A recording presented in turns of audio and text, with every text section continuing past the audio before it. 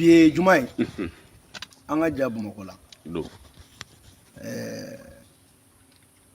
Ni wakati na ameka ni lasili ke kantu selingi. Ka Kenya ka beni bi Juma doyen. Ambe Malien bela jelen fu. Ka président ba Assimi Goïta ka fu, ka Colonel Malki Diaw fu,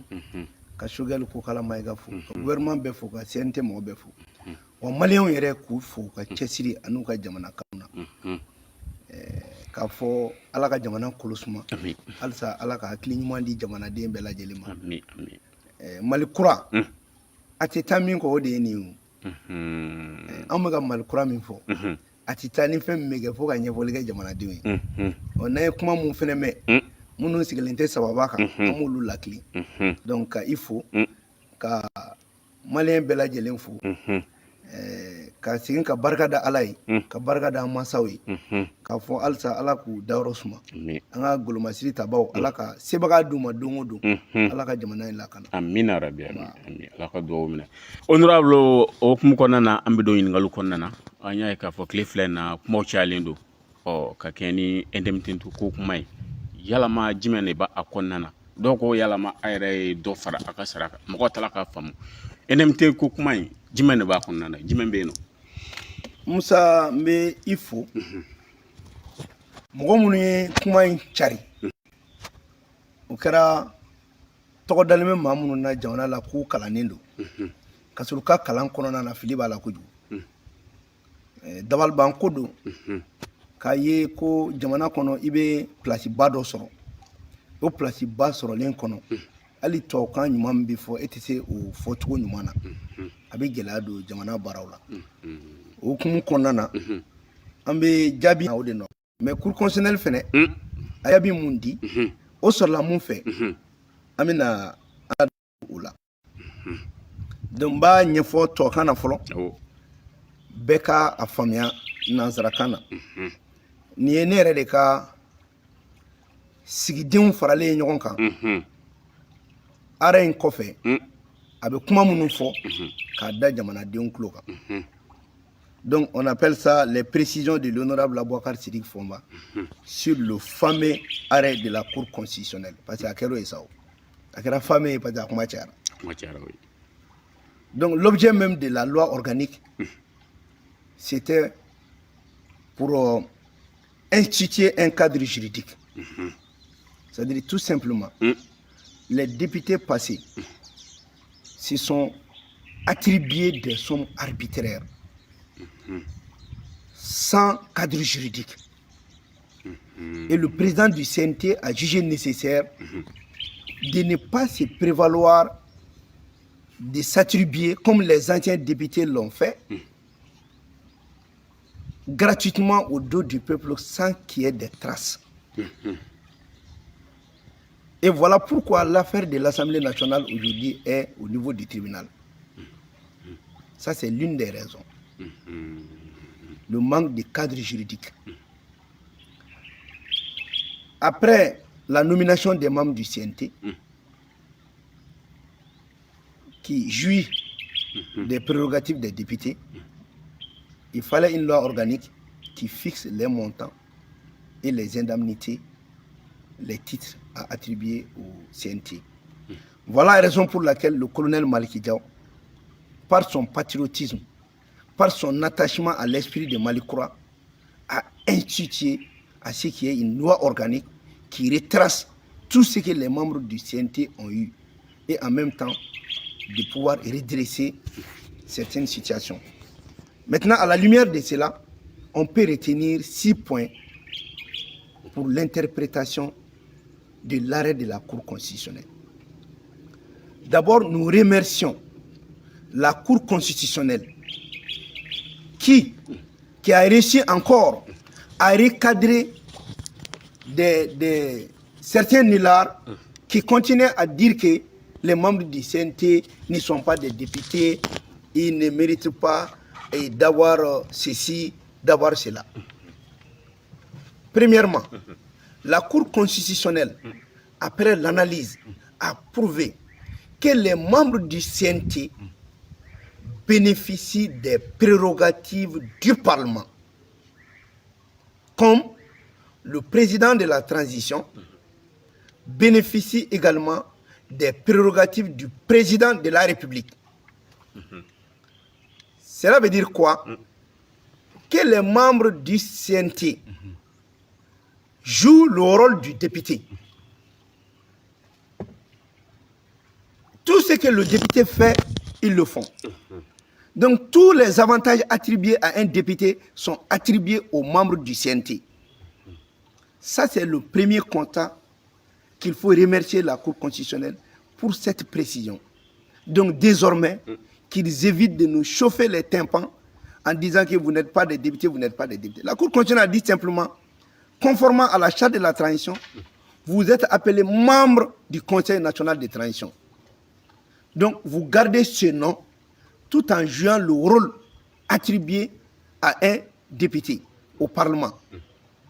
Et de surcroît même, on a un autre rôle qui va au-delà du rôle des députés, qui est l'évaluation, le suivi et l'orientation du plan d'action de la feuille de route du gouvernement. Ça, c'est un plus. En deuxième point, la Cour constitutionnelle, au contraire, la Cour constitutionnelle n'a nullement remis en cause les indemnités et les avantages alloués aux membres du Conseil national de transition. Donc ceux qui sont en train de mentir sur les réseaux, ceux qui sont en train de se faire des propositions, comme si la Cour constitutionnelle a vu que les montants sont élevés, il faut les réduire,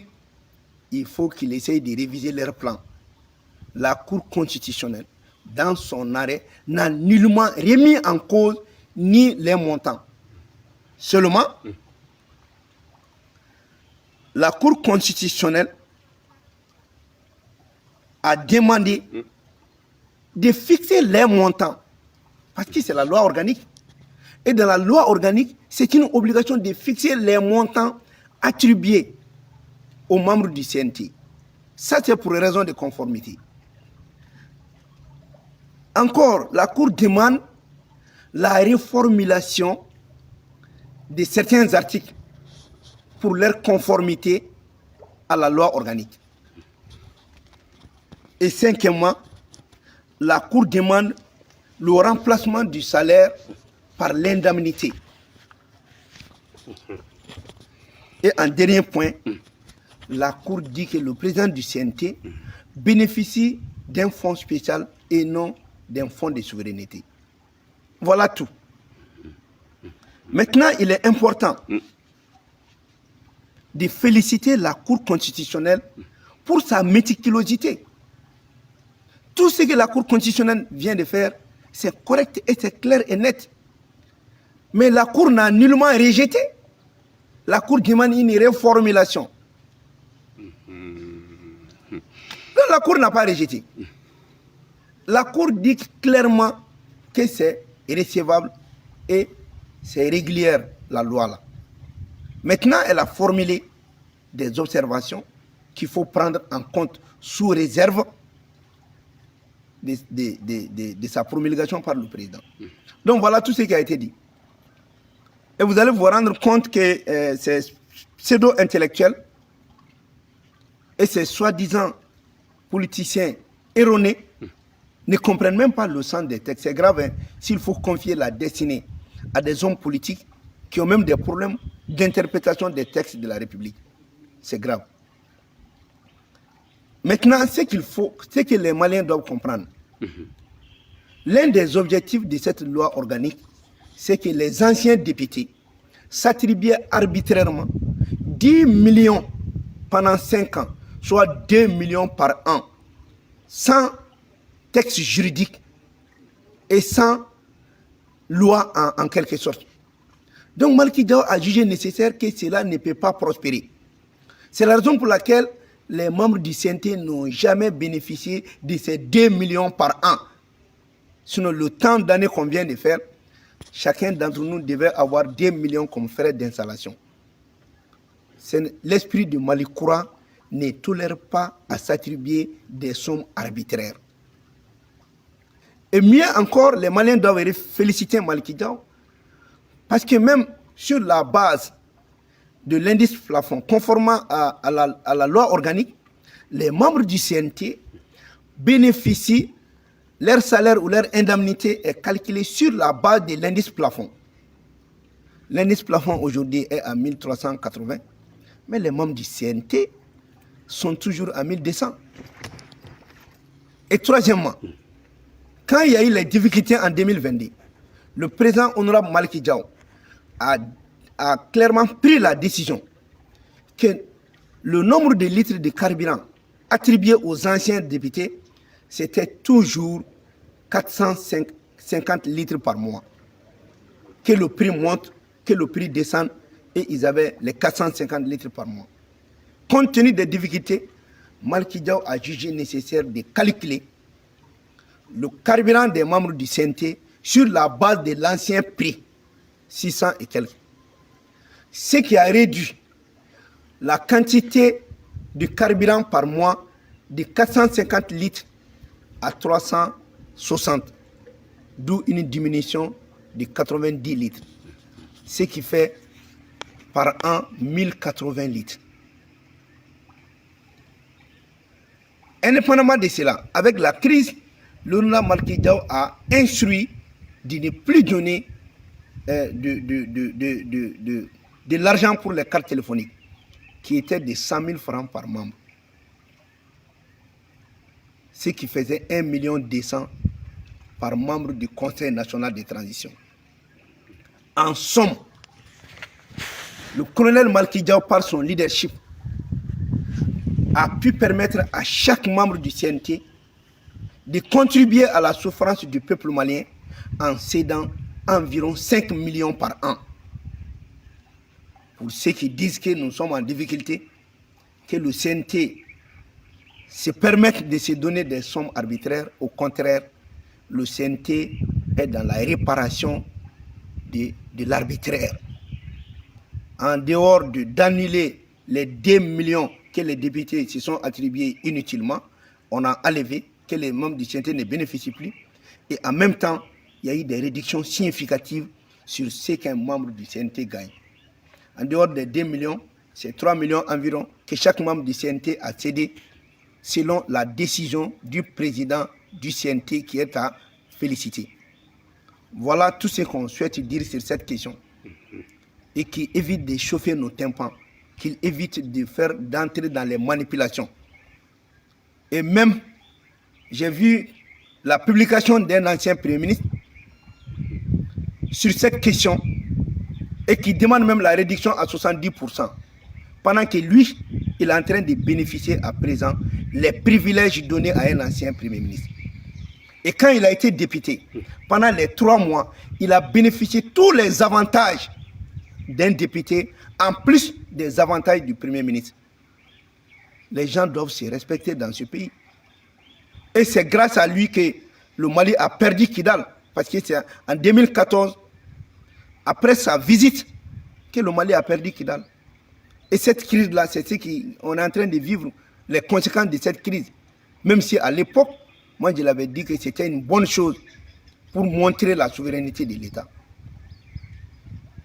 Donc c'est important qu'on se rappelle des choses. Il y a eu des préfets, des administrateurs civils qui ont été froidement assassinés pour sa visite. Donc c'est important que les gens essayent de respecter les textes de la République. Ce n'est pas la peine d'être dans l'instinct grégaire, de tout remettre en cause pour la transition. Et nous savons pourquoi tous ces agissements, mais on va y revenir. Donc c'est pour dire au peuple malien que l'objet de cette explication rentre aussi dans le cadre du Mali Croix. On n'a rien à cacher au peuple malien. Et on veut tout faire dans le cadre de la légalité. On veut qu'un jour viendra qu'il y ait des documents qui précisent ce que les membres du CNT ont perçu du contribuable malien. Merci. Okay. Aya an bɔra ka min fɔ nanzarakan na sisan honorable an bɛna walawalali kɛ maliyɛnw ye an yɛrɛ ka to dunkan na u bɛ se ka faamuyali sɔrɔ cogo min na komi an y'a f'i ye cogo min na polémique cayalen don a kuma na mɔgɔ caman b'a la k'i ta fɔ dɔw yɛrɛ ko k'a ye dɔ fara wari kan a ka wariw kan i bɛ se ka jumɛn fɔ bamanankan na mɔgɔw bɛ se ka faamu cogo di. Musa, an bɛ malien bɛɛ lajɛlen fo an ka cour constitutionnel cɛbaw an b'u fo u ka jamana kanu na wa an bɛ an yɛrɛ ka président ba Maliki Jaw n b'a fo a ka jamana kanu na ka CNT maa bɛɛ lajɛlen fo ni kuma in jagoya de a bɛ walawala malien ɲɛ parce que maa si tɛ falibo kɛnɛ sɔgɔrɔma feere malien ma tuguni jamana in kɔnɔ yan kuma min bɛ sen na a sɔrɔla président Assimi ka laɲini ka sanga ka bɛn ni CNT président ye CNT sariya dɔ ta min bɛ kuma u ka sɔrɔ kan sabula maa si man ka fɛn sɔrɔ ka bila i kun ka sɔrɔ a tengulen tɛ sariyaden dɔ la kuma kun ye mun ye anw bɛna CNT la kuma min anw y'a sɔrɔ Mali député bulon a wasa bulon batɛmɛ sira de kun don batɛmɛ sira kun don ko ɲɛnabɔlen t'a kɔnɔ Mali ka wasaden kun bɛ Ala minɛ ka miliyɔn 10 d'u yɛrɛ ma k'o ye k'olu tali min kɛra k'u ka basigili wari n'a bɛ fɔ o ma ko frais d'installation Maliki Jaw nana a ko ninnu kun bɛ nin wari min d'u yɛrɛ ma nin bɛ taa jamana juguya la nin man kan ka kɛ sabula a sigilen tɛ sariya foyi la donc walasa o wari fu min kun bɛ ka ta député kɔrɔ fɛ hali minnu bɛ kuma na bi ni député kɔrɔ dɔ y'a ta walasa o ɲɔgɔnna wɛrɛ wari kana bɔ jamana ka wagandɛ kɔnɔ fu la Maliki Jaw ko sariya ka ta o kuma in ka bɔ a la pewu o wari kana di député ma bilen parce que jamanadenw ka wari de don e ka jateminɛ kɛ n'i kun ye CNT maa bɛɛ ta an ye n bɛ san sabanan wa san joli la san o san miliyɔn 2 o jateminɛ o kun bɛ joli bɔ maliyɛnw ka wari la donc walasa fɛnɛ anw bɛ wari min ta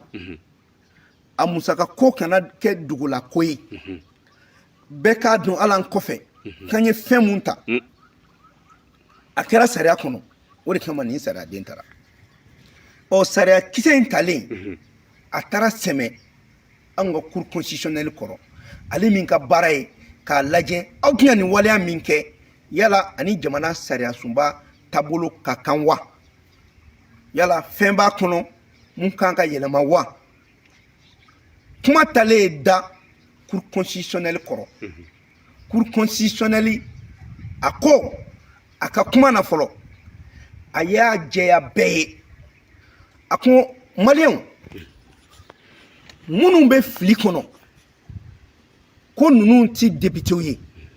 k'u ni député sɔrɔ man kan a ye bɔ fili kɔnɔ président de la transition ale bɛ président jɔyɔrɔ fa cogo min na o hakɛ min kan ka di o ma CNT wasadenw fana bɛ wasaden jɔyɔrɔ de fa wa musaka fana kan ka d'u ma donc CNT bɛ wasaden jɔyɔrɔ la wasaden baara wari kan ka d'u ma i n'a fɔ président bɛ président jɔyɔrɔ la président wari kan ka d'u ma o cogo kelen na donc an bɛ cour constitutionnel fo a ye nɔgɔ bɔ kuma na pewu n'u kun wulila a tɛ député ye a cour constitutionnel ko k'a ka kɔlɔsi a ka kuma na dɛ u tɛ wele députéw u bɛ wele u yɛrɛ tɔgɔ min da u yɛrɛ la n'o ye membre du CNT mais député jɔyɔrɔ u bɛ k'o fa wa député sɔrɔ fana de kan ka d'u ma cour constitutionnel nin fɔ musaka kun kan ka bɔ de ka fɛti kɛ cour constitutionnel ka kuma in na parce que a ye maliyɛnw latilen de filanan cour constitutionnel ko k'an ye fɛn minnu ci ale ma ko sariya b'a fɔ de n'i bɛ wari o wari di i yɛrɛ ma i ka wariw sɛbɛn président ka wari ye nin député ka wari ye nin o wari tun bɛ kɔfɛ de mais a ko ko k'a sɛbɛn papier yɛrɛ kɔnɔna na k'a tɛ kɛ kɔfɛla ye mais a bɛ don a kɔnɔ mais cour constitutionnel m'a fɔ yɔrɔ si k'aw bɛ wari min ta k'o ka ca aw ma i n'a fɔ maaw bɛ fɛ ka maliyɛnw lafili cogo min u m'u da don kuma yɛrɛ la u ko wari min bɛ di aw ma aw n'a ka kan an n'a ka sɔrɔ ka kan mais a wari kelen kelen bɛɛ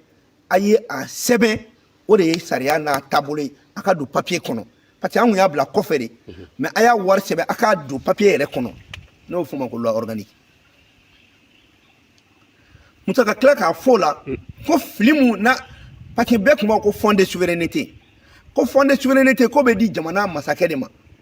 mais min bɛ anw yɛrɛ bolo min bɛ di anw ka président ma a tɛ fɔ o ma ko fond de souveraineté k'a bɛ fɔ o ma ko fond spécial donc k'an ka tɔgɔ yɛlɛma minnu ta olu b'u bolo don a kɔrɔ wa a b'a ta sira kan mais sɛbɛnden dɔw b'a kɔnɔ minnu sɛbɛn cogo ka kan yɛlɛma kan ka don o la kuma bɛɛ de filɛ nin donc minnu bɛ ka taga falibu kɛnɛ sukaro ma feere mɔgɔw ma ko cour constitutionnelle ko non ka an n'a man kan a ye dɛ nkalon don dɛ u kana nkalon da cour constitutionnelle cour constitutionnelle ma foyi rejeté a bɛ n'a fɔ sisan n'a ye réunion ba kɛ a y'aw sigi majɛnw sɔrɔla ko la a bɛ fɔ ko a y'o majɛnw fara kan walasa kuma ka kɛ kuma dafalen cour constitutionnelle ka kuma bɛɛ ye dɔrɔn kuma nɔgɔya la a ye gafe mun bila ka na gafe in ka ɲi gafe kɔnɔ kumaw ka ɲi mais majɛn dɔw bɛ gafe la walasa a ka bɛn ni sariya ye a ye olu falen a ka na n'a ye kuma bɛ nin dɔrɔn de la wa CNT o majɛn baara de kɛ o majɛn kun tɛ musaka ko kuma kan o majɛn kun bɛ kow sɛbɛn cogo de kan sabula u bɛna loi min ta n'a bɛ fɔ o ma ko sariya sunba dangan sariya n'a bɛ fɔ o ma ko loi organique ale n'i bɛ kuma ale kan i bɛ kow lajɛya de n'o ye kuma min na fiyewu a ko bɛ lajɛya o lajɛyali n'a bɛ sariya kɔnɔ ka ban baara banna o de la cour constitutionnelle y'a perepela tigɛ maliyɛn bɛɛ ye ko ninnu ni wasaden sara ka kan parce que u b'o wasaden baara de kɛ k'a fɔ maliyɛn bɛɛ k'a faamuya Musa décret min ye premier ministre bila o décret kelen anw nommé aw ko premier ministre n'a ka hakɛ ka kan o bɛ ka premier ministre jɔyɔrɔ fa anw fɛnɛ de dara député jɔyɔrɔ kama aw ko kan anw n'an ta man kan ni dɔw yɛrɛ ka kuma mɛn ko ala kun ka ko ka wari yɛrɛ bɔ a la o maliyɛn tɛ yen min b'a fɔ k'a bɛ taa ni ɲɔgɔnna baara kɛ fu la a tɛ yen n'anw yɛrɛ de bɛ se ka kɛ wa an yɛrɛ ye min bɔ a la nin ye anw ye ni mɔgɔ wɛrɛ don a bɛ dɔ fara a yɛrɛ kun de Musa diɲɛ kɔnɔ n'i bɛ baara o baara kɛ k'an ka sara an ma dɔ fara kan dɔ de bɔ a la an ma fosi fara kan parce que mɔgɔw bɛ k'a fɔ k'a ye dɔ fara a ka wari kan fosi ma fara kan wariko kuma yɛrɛ ma fɔ cour constitutionnelle yɛrɛ fɛ n ko nin de ye fili ye dɔrɔmɛ ko kuma ma fɔ cour yɛrɛ fɛ k'a fɔ a ye nin fara kan nin bɔ a la ayi cour ko dɔrɔn aw ye fɛn fɛn sɛbɛn an n'a bɛɛ ka kan mɛ a y'a sɛbɛn k'a fɔ nin ye nin ye nin ye a ye nin bila nin kɔrɔ a ye nin bila nin kɔrɔ wa yɛlɛma kan ka don kuma min na ka o yɛlɛma don a la a banna mais dɔw de sigilen bɛ dɔrɔn ni CNT ko kuma fɔra ayi jahanama jiginna olu kan mais u bɛ ɲinɛ min kɔ ni CNT ka kuma bɛɛ kun donna ba la